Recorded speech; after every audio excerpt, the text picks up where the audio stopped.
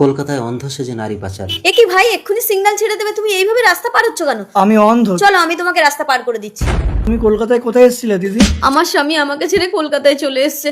স্বামীকে খুঁজতে এসে আমি কলকাতায় হারিয়ে গেছি। তার মানে এই গাইয়া মহিলাটা কলকাতার কিছু চেনে না। দারুণ সুযোগ। কি ভাবছো ভাই? না, আমি একটু মাইনাস করব ভাবছি।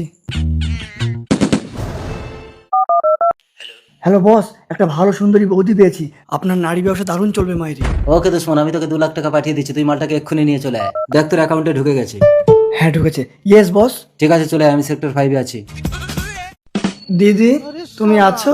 আস্তে আস্তে ভাই। আচ্ছা ভাই, ময়নাগর নাম শুনেছো? শুনেছি তো, সেই পাহাড়ের কোলে। ওইখানে আমাদের বাড়ি।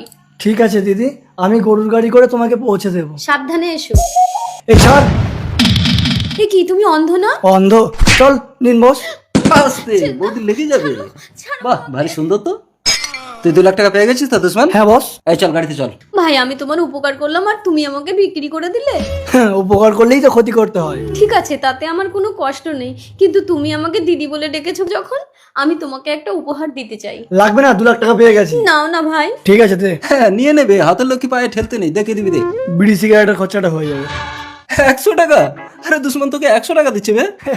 আমাকে যখন বিক্রি করে দিয়েছো, এই টাকাটা তো আর আমার লাগবে না, তাই দিদির আঁচল ছিঁড়ে এই টাকাটা আমি ভাইয়ের হাতে বেঁধে দিতে চাই। টাকার জন্য তো কত বোনেদের বিক্রি করে দিচ্ছ, তাই দিদির এই সামান্য উপহারটা তুমি নাও ভাই। রাখি রাখি।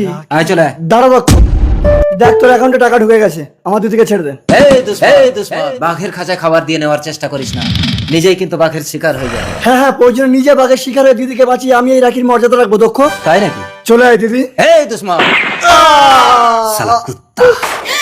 ভাই, তুমি আমার ভাইটাকে এভাবে মেরে দিলে, আমি তোমাকে অভিশাপ দিচ্ছি, তুমি কোনোদিন কোনো বোনের হাতে রাখি পড়তে পারবে না।